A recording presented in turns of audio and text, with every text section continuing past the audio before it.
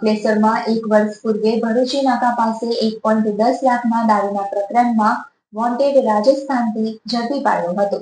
ભરૂચ એલસીબીએ રામદેવનગર ખાતેથી ચોક્કસ માહિતીના આધારે દરોડા પાડી દારૂની 540 બોટલો ઝડપી પાડી હતી.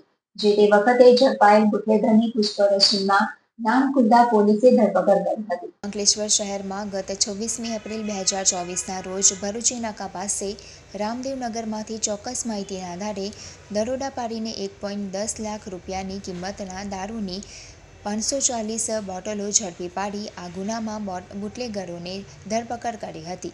તેની પૂછપરછમાં રાજસ્થાન બાડમેર ગદરાના ગોપાલ રાજુ રામ વિશ્નોઈનું નામ ખુલ્યું હતું, જે છેલ્લા 1 વર્ષથી પોલીસના ચોપડે વોન્ટેડ હતો. અંકલેશ્વર એ ડિવિઝન પોલીસ દ્વારા ફરાર આરોપીને ઝડપી પાડવાની કવાયત શરૂ કરી હતી.